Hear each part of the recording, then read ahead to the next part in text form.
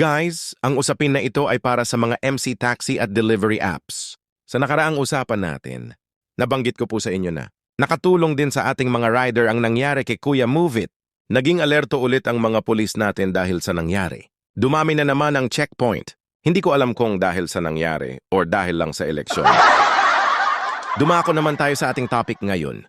Sabi ni Jalani Jamaluddin, wala din kasi selfie verification sa mga passenger at valid ID. Paggagawa ng Move It passenger apps, di lang naman sa Move It ganyan ang senaryo, pati sa Angkas, Joyride at sa mga delivery apps.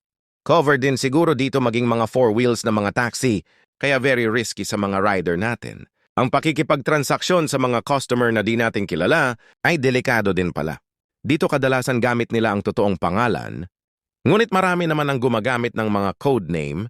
Alam kong nai-experience yan halos lahat ng nag-MC taxi. Sa kadahilan ng pwede na manganib ang aming kaligtasan bilang rider. Ayon naman kay Shishi Gadgets, dapat talaga pa-implement ng Move It, Joyride at Angkas ang paggagawa ka ng account tulad din ng sa rider, may valid ID at selfie din.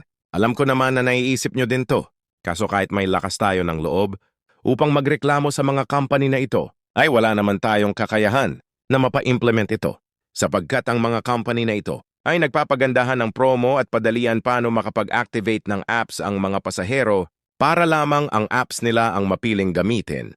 Pag nahirapan mag-fill up ang mga Pinoy, di nila yan tatangkilikin. Ibig sabihin, isa din tayo sa mga dapat sisihin, kaya puro easy way na din ang kanilang ginagawa. Ngunit pag naisabatas o nai-required sa mga company na ito ang pagbabago, lahat tayo ay no choice na kundi sumunod na mag-fill up.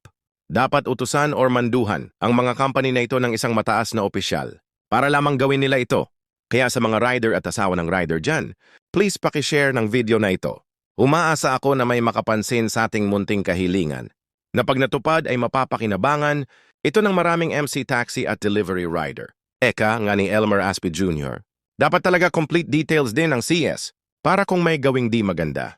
May habol kami mga riders. Move it, sana ma-actionan nyo ito. Kung ayaw niyong maging usapin ito sa Senado, mahalaga din buhay namin mga riders.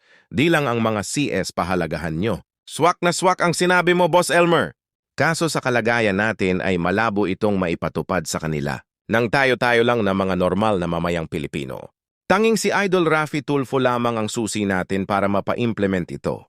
At mapag-usapan sa Senado ang mga dapat gawin upang unti-unti nang maging maayos ang sistema ng ating bansa.